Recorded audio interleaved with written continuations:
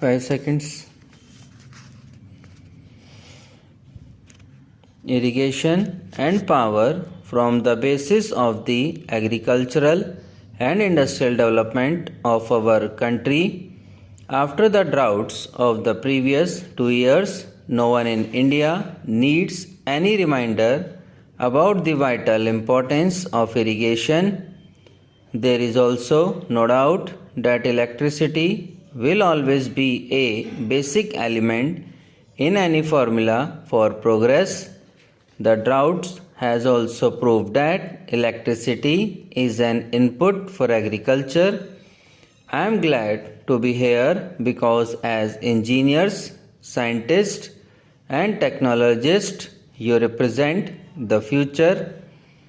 As citizens and administrators, we look to you to uncover our natural resources and suggest how best these might be exploited in the national interest. Technology is moving ahead in every direction, and day by day, new opportunities are opening up before all of us. What we need is the availability of large quantities of power at very low prices, which would influence changes in technology and stimulate the development of a new technology. We have vast water resources in the Indo-Gangetic basin, of which I am being constantly reminded by our Minister Dr. K.L. Rao. These must naturally be tapped for irrigation.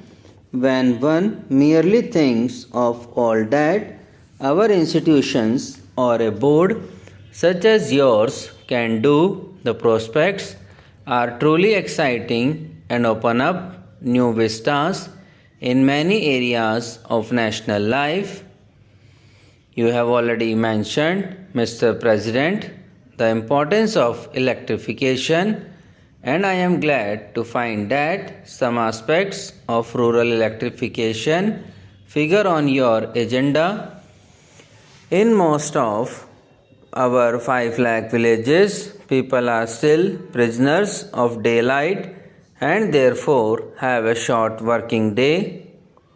At one time, we hoped that we would be able to electrify at least 1 lakh villages by 1990, which is the Gandhi centenary year. I still hope that we will somehow manage to reach this target and will continue to make rapid progress towards bringing electricity to the remaining villages.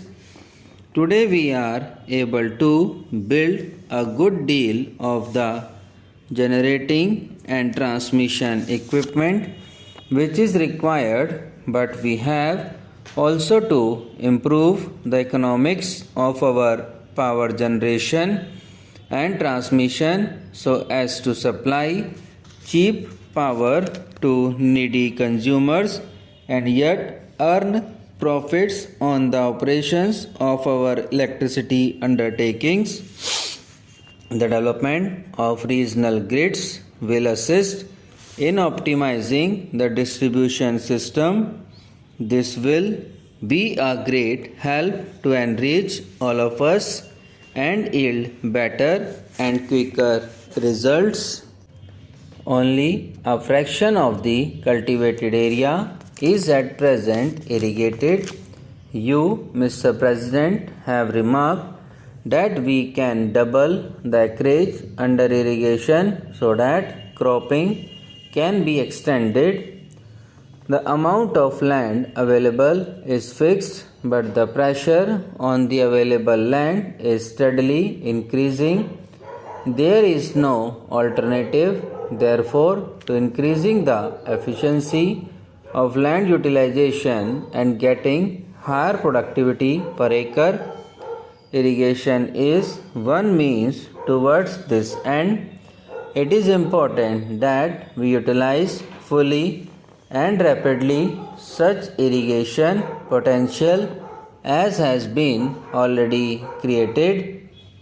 I think this requires much closer association than is generally found between the irrigation engineer, the agronomist, and the farm extension worker.